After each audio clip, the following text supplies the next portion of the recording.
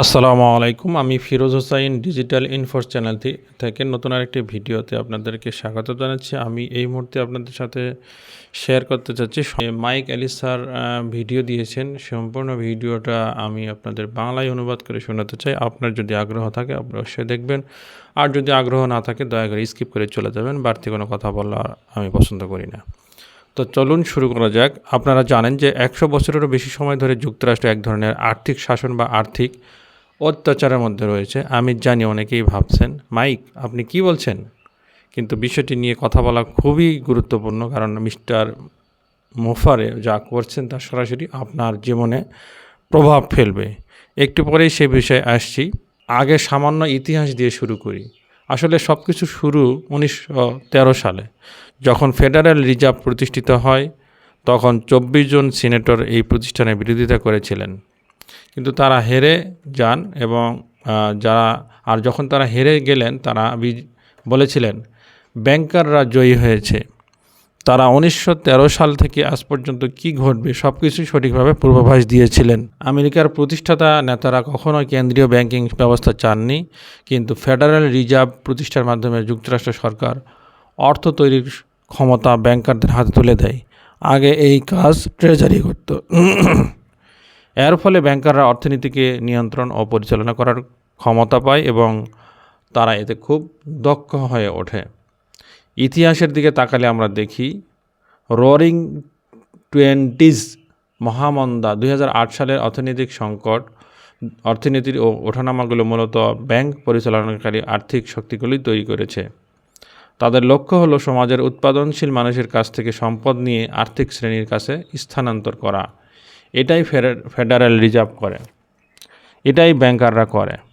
আমাদের প্রতিষ্ঠাতা নেতারা বলেছিলেন মানুষ সৃষ্টিকর্তার কাছ থেকে কিছু অটুট অধিকার পেয়েছে, জীবন, স্বাধীনতা এবং সম্পত্তির অধিকার। সুখ নয়, সম্পত্তি। কারণ সম্পত্তির মালিক হওয়া মানে নিজের দুর্গ থাকা, নিজের রাজা বা রানী হওয়া, এমন কিছু থাকা যা সরকার সহজে কেড়ে নিতে পারে। আজ আমরা সম্পত্তি কর, বন্ড, জালিয়াতি ইত্যাদি দেখছি, যেগুলো আর্থিক শ্রেণীকে মানুষের সম্পদ কেড়ে নেওয়ার সুযোগ দেয়। আমরা এটা চাই না। তাই এই বিষয়গুলো মিস্টার মোফারে যা করছেন তার সাথে কেন সম্পর্কিত? তার লক্ষ্য হলো আপনাকে এমন একটি পথ দেখানো যাতে আপনি আয় তৈরি করতে পারেন এবং ধীরে ধীরে সম্পদ গড়ে তুলতে পারেন। আমি এখন জানি না তিনি ঠিক কী উপস্থাপন করবেন, তাই বিস্তারিত মন্তব্য করতে পারছি না। এখানে মাইক আলী স্যার অ্যাশার কী উপস্থাপন করবেন হয়তো বা সামনের দিকে, সেটা তিনি বিস্তারিত সেই বিষয়ে মন্তব্য করতে পারছেন না মাইক আলী স্যার। কিন্তু উদ্দেশ্য হলো আপনার জীবনে সমৃদ্ধি ও সম্পদ আনা। তিনি আপনাদের সামনে এগিয়ে যাওয়ার জন্য পথ তৈরি করছেন। গত 100 বছরের আর্থিক ব্যবস্থার মধ্যে বেঁচে থাকতে হলে আপনার সম্পদ সুরক্ষার উপায় দরকার। আজকে ভিডিওর মূল বিষয় সেটাই, যে অ্যাসেট প্রোটেকশন বা সম্পদ সুরক্ষা। আমি বিশ্বাস করি মিস্টার মুফারে অসাধারণ কাজ করবেন। তার পণ্য ও ব্যবসা মানুষকে আয় করার সুযোগ দেবে, কিন্তু যখন আপনি আয় শুরু করবেন, প্রশ্ন হবে সেটা ধরে রাখবেন কিভাবে। এমন পদ্ধতি আছে যাতে কেউ আপনার সম্পদে হাত দিতে পারবে না। এমন কিছু পদ্ধতি আছে যদি কেউ আপনার সম্পদে হাত দিতে চায়, সেটা হাত দিতে পারবে না বা চুরি করতে পারবে না বা এখান থেকে হাতিয়ে নিতে পারবে না। একটি উদাহরণ দেই, 2 ভাই ছিলেন, দুজনই বিলিনিয়ার। একজন মারা যাওয়ার পর সরকার তার ব্যক্তিগত অ্যাকাউন্টে যা পেয়েছিল তা হলো একটি পুরনো পিকআপ ট্রাক, মাত্র $500। কিন্তু তিনি ছিলেন বিলিনিয়ার কারণ তিনি ধনীদের ব্যবহৃত একটি কৌশল ব্যবহার করেছিলেন, সম্পদ রক্ষা করার কৌশল। এর ধারণা খুব সহজ, আপনি কিছুই মালিকানায় রাখবেন না, কিন্তু সব কিছুই নিয়ন্ত্রণ করবেন। তো ধনীরা 100 বছরেরও বেশি সময় ধরে এই পদ্ধতি ব্যবহার করছে। এটি বৈধ এবং কার্যকর। কেন এটি বন্ধ হবে না? কারণ ধনীদের হাতে ক্ষমতার নিয়ন্ত্রণ থাকে। রাজনীতিবিদরা যাদের কাছ থেকে অর্থ সাহায্য পায় তাদের কথা অবশ্যই শোনে। এভাবেই ধনীরা তাদের সম্পদ রক্ষা করে। আগামীতে মিস্টার মোফারে তার নতুন সিস্টেম কীভাবে কাজ করবে তা ব্যাখ্যা করবেন। আমি মনে করি আপনারা হতাশ হবেন না। এই ব্যবসা, পণ্য ও মার্কেটিং আপনার জীবনে ইতিবাচক পরিবর্তন আনবে এবং সমৃদ্ধি নিয়ে আসবে। কিন্তু যখন সম্পদ আসবে তখন সেটি রক্ষা করার উপায় লাগবে। অনেকে আমাকে জিজ্ঞেস করেছে আমি কি অ্যাসেট প্রোটেকশন ব্যবসা করেছি? আমার উত্তর না। মাইক আলী স্যার বলতেছেন, আমি মিস্টার মোফারের সাথে আছি। আমি যে তথ্য শেয়ার করব তা সম্পূর্ণ ফ্রি হবে। আমি এর থেকে 1 টাকাও আয় করতে চাই না। আমি শুধু চাই আপনারা সফল হন, আপনার পরিবার, সমাজ ও ভবিষ্যতের জন্য সম্পদ নিরাপদ রাখতে পারেন। তো এই ভিডিও ভয়েসে সংক্ষেপে বলা যেতে পারে যে গত 100 বছরের আর্থিক ব্যবস্থার মধ্য থেকেও বের হওয়া পথ আছে। এই যে একটা 100 বছর ধরে বলা যেতে পারে আমেরিকাতে বা আশপাশে যেসব আর্থিক ব্যবস্থা প্রতিষ্ঠিত হয়েছে, এই আর্থিক ব্যবস্থা থেকে বের হওয়ার একটা পথ আছে বা সুযোগ সৃষ্টি হয়েছে। মিস্টার মোফারে একটি নতুন, সৎ ও পরিষ্কার দ্বিতীয় ধাপ নিয়ে আসছেন। আপনি বুঝবেন, সুযোগ গ্রহণ করবেন, আয় তৈরি করবেন, আর সেই আয় রক্ষার ব্যবস্থাও আছে। আজকের ভিডিওর মূল বক্তব্য তো এতটুকুই।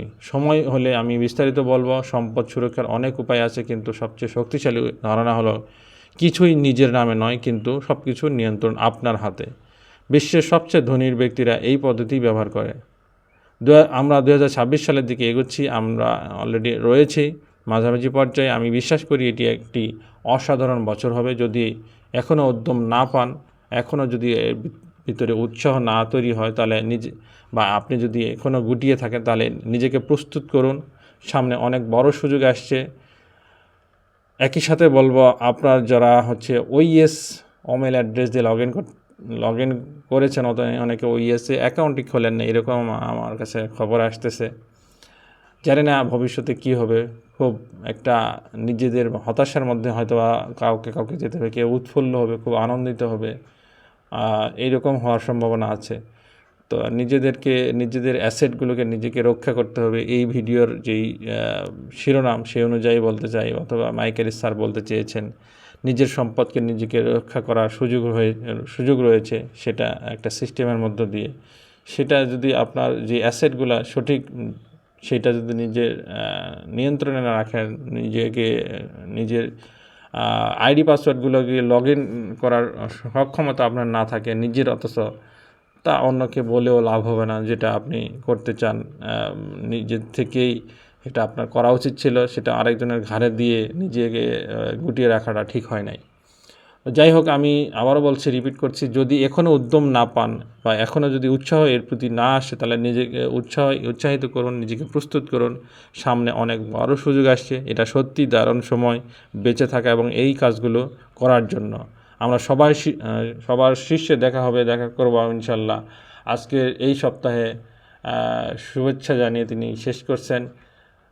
তো এই সাথে আমি ফিরোজ হোসাইন ডিজিটাল ইনফোর্স থেকে এই ভিডিওটি শেষ করছি। আপনারা যদি এই ভিডিওটি পাশাপাশি অন্যান্য ভিডিও বিভিন্ন গ্লোবাল লিডারের বক্তব্য থেকে জানতে চান, তাহলে ভিডিও দেখলেন, লাইক করবেন। আপনার ভিডিওটা কেমন লেগেছে তার জন্য কমেন্ট করতে পারেন, অথবা আপনি যদি অপছন্দ করেন, কেন অপছন্দ করছেন, আরও কি হলে ভালো হয়, ভিডিওতে কি যুক্ত করা উচিত, সেগুলো মন্তব্য করতে পারেন।